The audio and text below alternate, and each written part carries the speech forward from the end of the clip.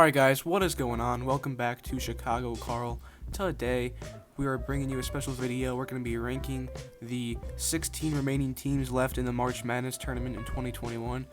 But before we get into that, I want to make sure that everyone goes down, leaves a like, and subscribes. Be sure to check us out on Instagram at chicagokarl.yt. Be sure to check us out on Twitter at chicagokarl. Let me know what you think about this tournament so far in a comment. Without further ado, let's get into it. So today, as you saw from the title of the video, we're going to be ranking the remaining 16 teams. This has nothing to do with how I think the teams are going to play in their future games throughout the tournament. This is what I think. This is what I think as far as how good the teams are currently playing right now. So a team could have been horrible in the regular season, but they could be playing pretty good right now, and for that reason, they're going to be moved up, or vice versa. They could be having a pretty good regular season and not playing too good right now, but somehow still in. They're going to be lower than what they were in the regular season. So, first on our list, actually last technically, is Creighton. I don't think Creighton's that good this year. I'm not sold on them. They barely got past UCSB. They edged out Ohio, but only by 14, a team that I think they were much better than. Creighton doesn't look too scary this year. There's not much else to really have to say about this Blue Jays team.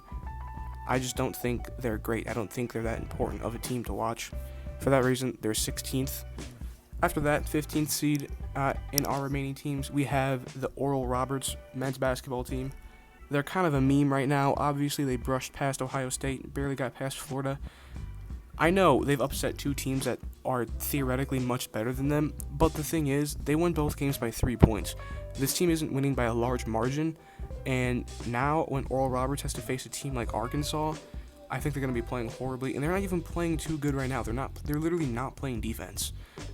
They're not a great team to watch. I'm not sold on Oral Roberts. They're 15th. 14th, third to last, we have the Villanova Wildcats coming out of the South region. Villanova won their first game only by 10 points to a crappy Winthrop team. They won their second game by actually a pretty good margin, 23 points to North Texas. But again, I don't think the North Texas team was that great. They also didn't play defense. So, yeah, Villanova is not looking great this year. I think there's just so many good teams in this tournament that are so much better than them that they get put here. But I think in, a quote-unquote average tournament, they'd be more looking like the 10 or 11 spot. But because this year in the stakes and whatnot, we have Villanova 14th. 13th, we have the Florida State Seminoles coming out of the East region. Obviously, Florida State won their first game by 10 points to a team that they were so much better than. That was the UNC Greensboro team.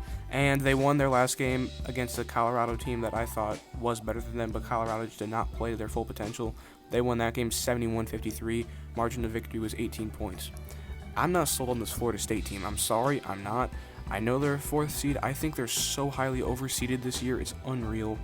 I don't see Florida State going much farther in this tournament. And, I don't see a reason why Florida State is all that much better than teams we've talked about before, like Villanova and Oral Roberts. I think they're right there in that bracket with those teams.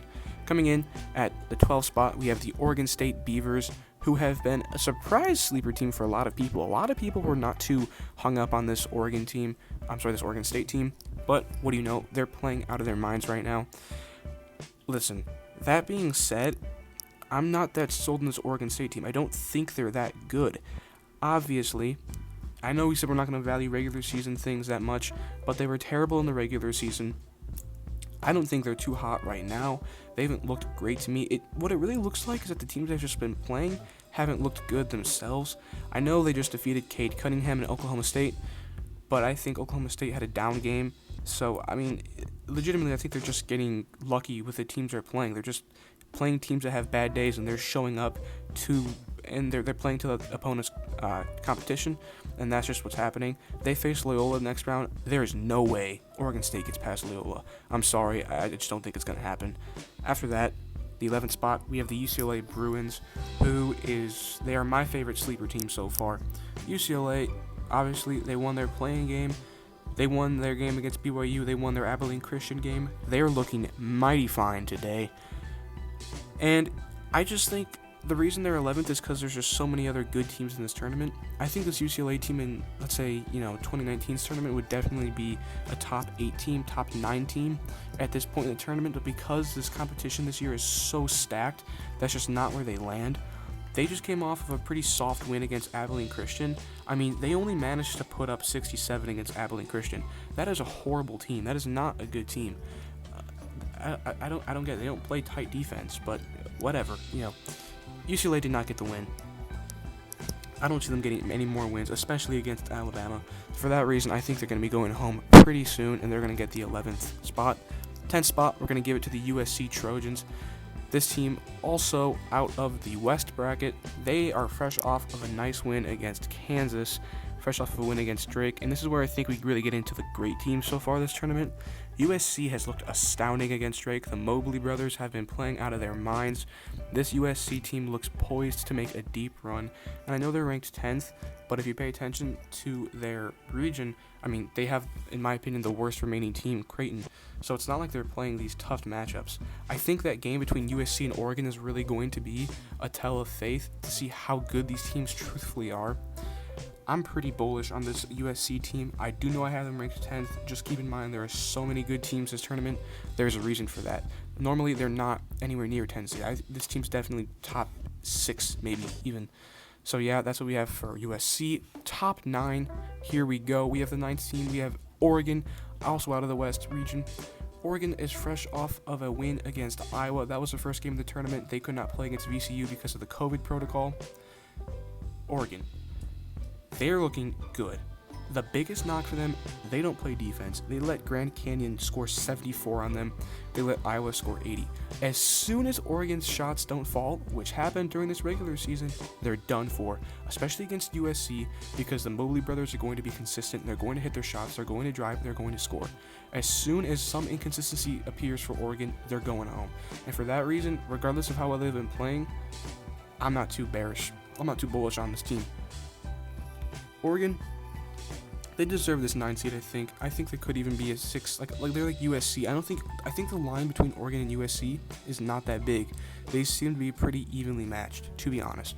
Those are my thoughts. Number 8, right in the middle of the pack, we have the Arkansas Razorbacks out of the SEC. They're in the Midwest bracket. My apologies, South bracket. Oh my goodness. They are fresh off of a good win against Colgate, a good win against Texas Tech. Arkansas, they're looking good. They're looking hot. I want you to remember this 8th seed is a good seed for this Arkansas team, okay? They're looking good. The must-bust is moving. They only beat Texas Tech by 2, which is a smaller margin of victory than I would have expected from this team if they were to win. But what do you know? Yeah. In conclusion, I just don't think Arkansas is really playing to their fullest potential right now. And for that reason, that's why I have them ranked 8th. Again, this could change come Final Four time if they make it that far. But, I mean, yeah, they've already made a deep playoff run. I don't know. They face Oral Roberts in that next round. That will be a great game, and it will really be a test of the two teams. Coming in at the 7th spot, we have the Syracuse Orange, coached by legendary coach Jim Boeheim. Buddy Boeheim is the star of this Orange team. He has been the biggest surprise for me in this tournament. I know he's a good player. I didn't know he would show up in an occasion like this, but he certainly has. I mean, seriously, just hats off to him. Syracuse, just to recap in case you missed anything, 78-62 in their first game. They won against San Diego State. 75-72 in their second game. They beat a West Virginia Mountaineers team that had beaten Morehead State. Syracuse is in the 7th spot because I think they're good. Keep in mind, they were literally the 11th seeded team in the Midwest region. Talk about underseeded. This is the definition of underseeded. They have played past my expectations, past probably everybody's expectations if we're being honest here. I don't think anyone really had Syracuse advancing this far, but yeah, they're playing well, okay? I do think they could have a bit more of a team effort. Buddy Boeheim really lifted them past West Virginia, and it wasn't as coordinated as an effort as I thought it could have been, but you can't complain too much, especially when you're an 11 seed and you just beat a 3 seed. They go on to face Houston in that next round. That'll be a great game. Speaking of Houston, they are a number 6 team, okay? I think this game will be great because I think even though Houston has the 2 seed in the Midwest region, I don't think this 2-seeded Houston team is that much better than Syracuse, really. I don't think the margin of quality for these teams is that large. Houston, off of an 87-56 win against Cleveland State, they shouldn't even have been in the tournament. Cleveland State's garbage. They are also beat Rutgers 63-60, and Rutgers was the 10th seed in this tournament, arguably also underseeded. Houston, seriously, I mean, I don't even know where to start for this team. They just barely got past 10-seeded Rutgers. 10-seeded Rutgers was not as good as 11-seeded Syracuse. That makes me think that Syracuse has a serious fighting chance of knocking off Houston and making it to an Elite 8 as an 11 seed. That is what I think, okay? But I do think Houston has been playing better than Syracuse because of the fact that Houston plays team basketball, they play defense, they move the ball around, they have good movement, good shot creators. Houston has an overall better roster, and I think they have a more developed and team-focused mindset as far as their actual team goes, and you can tell by the way they move and the way they defend and pick up for one another. I just think this Houston team is looking great. Okay, so that's why they're the 6th seed. 5 seed, we have Loyola Chicago. Okay, Loyola Chicago, the most underseeded team I can remember in recent history. They beat Georgia Tech 71-60. They destroyed Illinois, who was the consensus, probably the consensus best team in the tournament, 71-58. I mean, that game was not close. If Loyola can do that against a team like Illinois, I see no reason why they can't demolish Oregon State to an even greater degree in this upcoming game. Loyola is looking hot. Cameron Krutwig is playing good team basketball. Lucas Williamson is playing good team basketball like he always does. Sister Jean is showing support. She is looking fantastic. Shout out Sister Jean. I think Loyola gets this win in this upcoming game against Oregon State, okay? You saw in our preview video, that's what we listed, that's what I still believe a couple hours later. Yeah, Loyola Chicago, you're going to get the 5th seed. Keep it up. Keep proving the NCAA wrong. 4th spot, we're going to give it to Alabama. We're in the Final Four now, okay? I think Alabama's the 4th best team remaining. I do. They looked great against Iona. They looked even better and stronger against Maryland. They've put up the most points from any team single-handedly in this tournament. They put up 96 in that win over Maryland. And Maryland's a good defensive team. They literally held UConn to 54 points. And Alabama almost doubled UConn's total. Alabama looks strong with a capital S. I am very excited to see what this team can do come Elite 8 time. And yeah, that's what I have to say about Alabama. It's a good coordinated team effort. They're showing that they're the best team out of the SEC. That's all they got to say. Could we see a Crimson Tide basketball and football championship in the same year? Maybe. I don't see anyone talking about that, but I think it could happen. After that, in the 3 spot, we've got the Baylor Bears out of the South region. Okay, Baylor has looked phenomenal. I know they were 24-2 in the regular season. They have looked good. These are the top 3. I thought against Hartford they could have had a bit of a bigger margin of victory. They only won that game by 24 points, and in my opinion, Baylor is better than just 24 points more than Hartford. They only beat Wisconsin by 13 points. I think this Baylor team is, on paper, so much better than that Wisconsin team. They're going to go on to face Villanova. After this game, Baylor could very, very well move up, but I think the defense has to step it up a bit. I don't really understand why Wisconsin has to score 63 against a team like Baylor. But yeah, that's what I really have to say about this Baylor team. They destroyed Big 12 competition this year. We all saw it. We all know it. They come in here looking hot. I'm excited to see what this Baylor team could do. They get the 3rd spot in the tournament out of 16. The 2nd best team remaining in the tournament.